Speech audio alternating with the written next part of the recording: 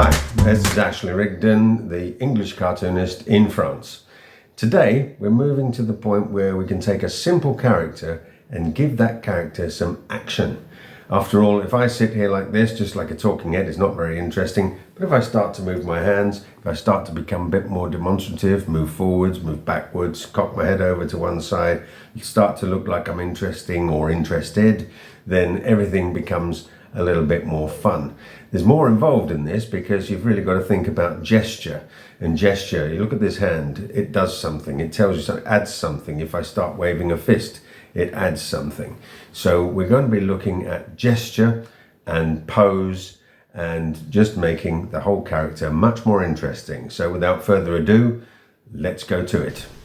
Here we are with our simple man.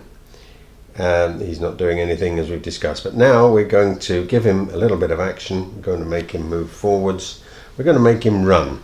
It has been said that the act of running is the act of falling forwards and stopping yourself with your legs, and I'm a great advocate of that, because if I start trying to run, I'll definitely fall forwards.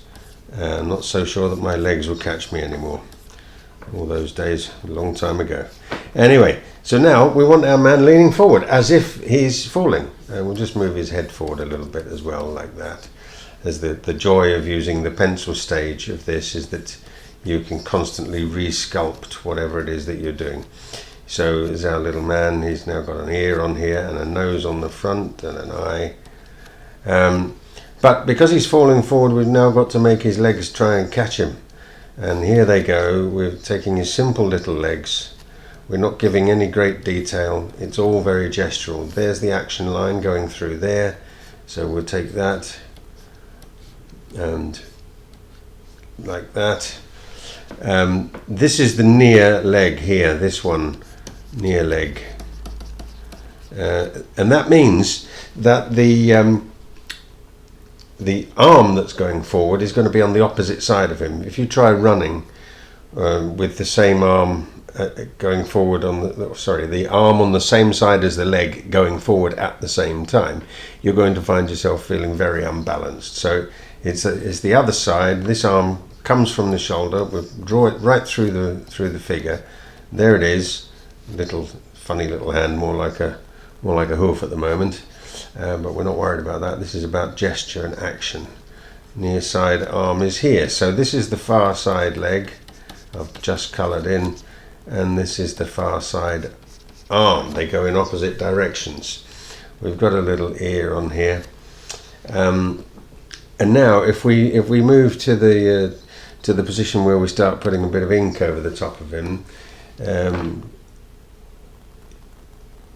we'll do it like this, but we'll have his hair, such as it is, being kind of blown back by his fast movement through the atmosphere.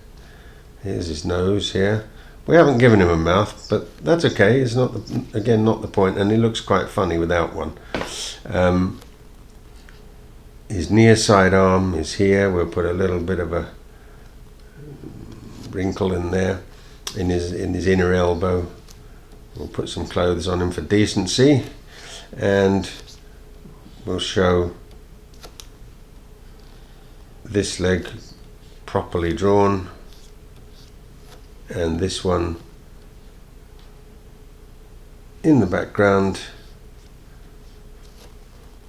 and this one again, little wrinkle in the elbow, and you can see. Oh, and we'll have some perspiration droplets. When you do perspiration droplets, make sure that you do an odd number of them.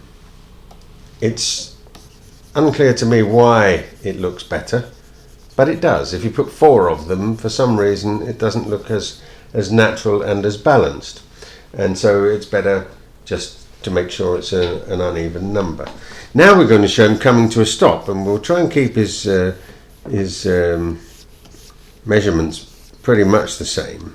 I mean, it's a cartoon, so again it doesn't really matter because we're going to exaggerate things.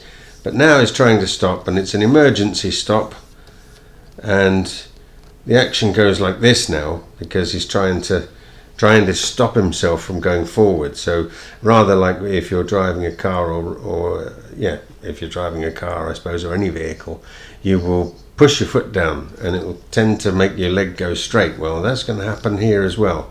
He's going to go pretty straight. One leg goes like this. Because it's a cartoon, we can make it kind of bend in a way that wouldn't be normal for a human leg, but we can do it. And this one is going to be up here like this, desperate, trying to stop, draw through. Don't worry about drawing, making the nearest thing invisible to you by drawing the thing on the far side, because that's always going to be how you can get your positioning right and your posing right.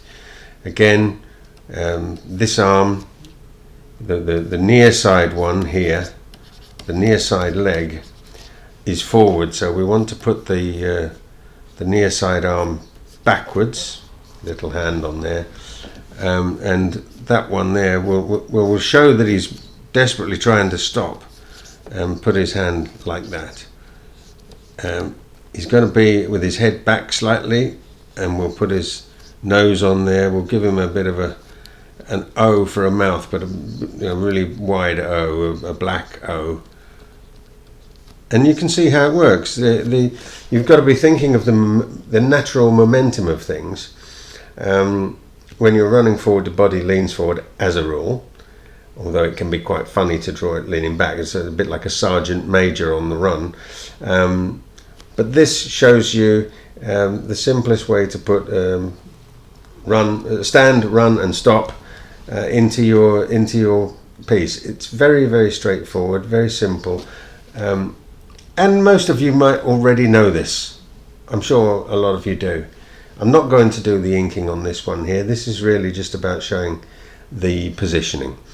I'm hoping that you've enjoyed watching this, and hope that you'll hit the like button and the subscribe button, because if you do, I'll be able to use a much better quality microphone in future, because apparently these things work that way. So that's the story so far, and we'll see you for the next session very soon.